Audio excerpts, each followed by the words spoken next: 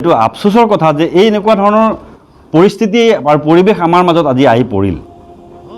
কিয় আহি পৰিল? ইছলামে কি আমাক এইবিলাক কৰিবৰ কাৰণে আমাক মানে হুকুম দিছে নেকি? ইছলামে হুকুম কি দিছে আৰু আমি কৰি আছোঁ কি? ইছলাম ক'ত আছে আৰু আমি ক'ত আছোঁ আপোনালোকে এতিয়া শুনক।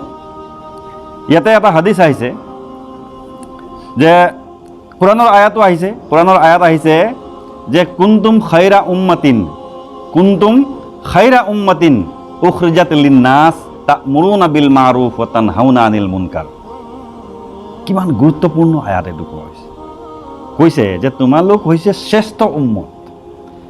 উম্মত মানে কি? জাতি। উম্মত মানে কি? কৌম। উম্মত আল্লাহৰ নবী সাল্লাল্লাহু আলাইহি ওয়াসাল্লামৰ আমি উম্মত, আমি তেখেতৰ অনুগামী, আমি তেখেতৰ ফলোৱাৰ্ছ।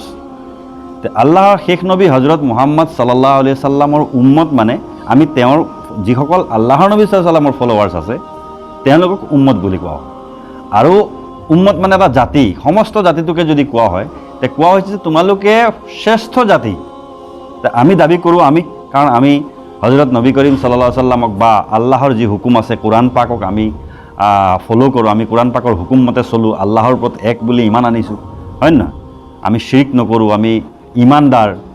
গতিকে আল্লাহৰ নবী সাল্লাল্লাহু আলাইহি ওয়াসাল্লামৰ আমি উম্মত বুলি নিজকে দাবী কৰিছোঁ। গতিকে কৈছে তোমালোক শ্ৰেষ্ঠ উম্মত। কোৰাণে কৈছে এইটো কোনো বেলেগ মানুহে কোৱা নাই। কোৰাণে কৈছে তোমালোক শ্ৰেষ্ঠ উম্মত। তোমালোকৰ ডিউটি কি? তোমালোকৰ কাম কি? কিয় তোমালোকক শ্ৰেষ্ঠক বনোৱা হৈছে? কৈছে তা'মুৰুনা বিল মা'ৰুফ, বা প্ৰথমতে কৈছে উখৰিজাত লিন্নাস, তোমালোকক মানুহৰ কল্যাণৰ কাৰণে প্ৰেৰণ কৰা হৈছে। তোমালোকক মানুহৰ ভালৰ কাৰণে প্ৰেৰণ কৰা হৈছে। তোমালোকক মানুহৰ মংগলৰ কাৰণে প্ৰেৰণ কৰা হৈছে। কেনেকৈ মংগল হ'ব? বোলে তা'মুৰুনা বিল মা'ৰুফ ওয়া তানহাউনা আনিল মুনকাৰ। তোমালোকে নিজে ভাল কাম কৰিবা আৰু ভাল কামৰ আদেশ কৰিবা। নিজে তোমালোকে ভাল কাম কৰিবা আৰু মানুহক ভাল কামৰ আদেশ কৰিবা, ভাল কামৰ ফালে দাৱাত দিবা, আল্লাহৰ হুকুমৰ ফালে দাৱাত কৰিবা। কোনোবা যদি বেয়া কাম কৰিছে তাক তোমালোকে বিৰত ৰাখিবা। তোমালোকে বেয়া কামৰ ফালে মানুহক দাৱাত নিদিবা, ভাল কামৰ ফালে দাৱাত কৰিবা। তোমালোকে মানুহক ভাল কামৰ আদেশ কৰিবা, ভাল কামৰ আহ্বান কৰিবা। ওয়া তানহাউনা আনিল মুনকাৰ, আৰু বেয়া কামৰ পৰা মানুহক বিৰত ৰাখিবা। বেয়া কাম কৰিলে মানুহক তেওঁক বাধা দিবা। তেতিয়াহে তোমালোকে শ্ৰেষ্ঠ উম্মত আৰু শ্ৰেষ্ঠ জাতি। তোমালোকক শ্ৰেষ্ঠ উম্মত বুলি আল্লাহ তাআলাই স্বীকৃতি দান কৰিছে। আমাক আল্লাহ শ্ৰেষ্ঠ উম্মত বনাইছে, শ্ৰেষ্ঠ জাতি বনাইছে, আৰু মানুহৰ কল্যাণৰ কাৰণে প্ৰেৰণ কৰিছোঁ বুলি কোৰাণ পাকত কোৱা হৈছে। কিন্তু আজি বাস্তৱ ক্ষেত্ৰত কি দেখিছোঁ? বাস্তৱ ক্ষেত্ৰত আমাৰ এইটো কোনো মিছা কথা নহয়। চৰ্চা আজি চৌদিশে চৰ্চা, বোলে ধৰ্ষণ কাণ্ডত মুছলমান, চুৰি কাণ্ডত মুছলমান, ডকাইতি কাণ্ডত মুছলমান, ড্ৰাগছৰ কাৰবাৰত আজি অসমত বোলে ড্ৰাগছৰ কাৰবাৰটো চলি আছে মুছলমানক দি।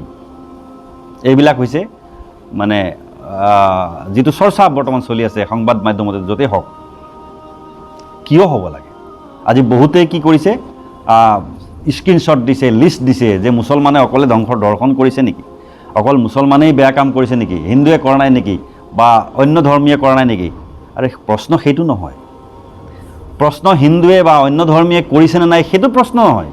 প্ৰশ্ন হৈছে তুমি শ্ৰেষ্ঠ উম্মত বুলি নিজে দাবী কৰিছা, তুমি আল্লাহ তাআলাৰ বান্দা বুলি, আল্লাহ তাআলাৰ নেক বান্দা বুলি, ইছলাম শ্ৰেষ্ঠ ইছলামৰ অনুগামী বুলি নিজকে দাবী কৰিছা, আৰু তাৰপিছত তোমাৰ নাম ওলাইছে ধৰ্ষণ কাণ্ডত, তাৰপিছত তোমাৰ নাম ওলাইছে চুৰি কাণ্ডত, তাৰপিছত তোমাৰ নাম ওলাইছে ডকাইতি কেছত আৰু ড্ৰাগছ আৰু মানে বিভিন্ন বেয়া কামত তোমাৰ নাম ওলাইছে।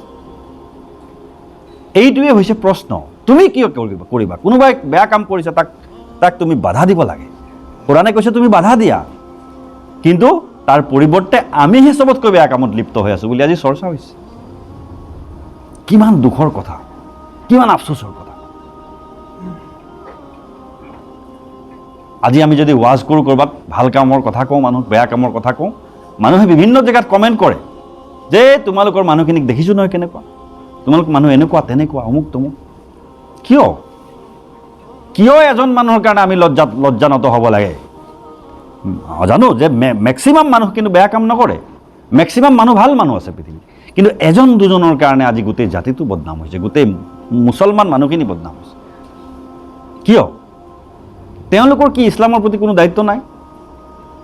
তেওঁলোকে কি বুজি নাপায় না যে মই যে এই বেয়া কামটো কৰিলে গোটেই মুছলমানখিনি বদনাম হ'ব, কোৰাণ হাদিছ বদনাম হ'ব, আল্লাহৰ ৰচুল বদনাম হ'ব, আল্লাহ বদনাম হ'ব। আল্লাহ তাআলাই কোৰাণত এইটোও কৈছে যে তুমি আনৰ ধৰ্মক বেয়াকৈ তুমি নক'বা। তুমি আনৰ যিসকল অন্য ধৰ্মৰ লোকে যি মাবুদ বা যি তেওঁলোকে নিজৰ ঈশ্বৰ হওক, ভগৱান হওক, যাক তেওঁলোকে পূজা কৰে, যাক তেওঁলোকে নিজৰ আল্লাহ বুলি মানে, যাক তেওঁলোকে নিজৰ মালিক বুলি মানে, উপাস্য বুলি মানে, তেওঁলোকক তুমি বেয়াকৈ নক'বা। কিয়?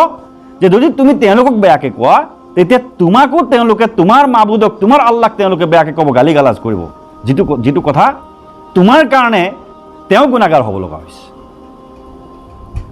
আল্লাহ সিমানখিনিলৈকে মনা কৰিছে যে কোনোবাই কাৰোবাক ইবাদত কৰিছে, সেইটো তেওঁৰ মছলা, তেওঁৰ কথা, তেওঁক তুমি তাৰ ইবাদত কৰিবলৈ দিয়া, কথা নাই।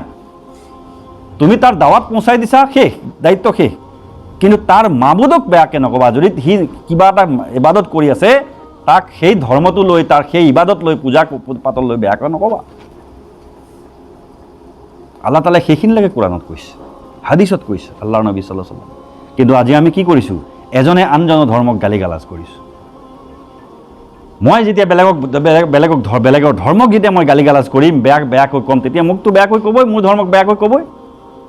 গতিকে কোনে কি কাম কৰিছে সেইটো আমি, অন্য ধৰ্মাৱলম্বীয়ে কিমান কাম কৰিছে সেইটো প্ৰশ্ন নহয়। প্ৰশ্ন হৈছে মই শ্ৰেষ্ঠ উম্মত হৈ, শ্ৰেষ্ঠ নবীৰ শ্ৰেষ্ঠ উম্মত হৈ, এক আল্লাহৰ ইবাদত কৰি হক দিনত থাকি মই বেয়া কাম কিয় কৰিম, সেইটো হৈছে প্ৰশ্ন।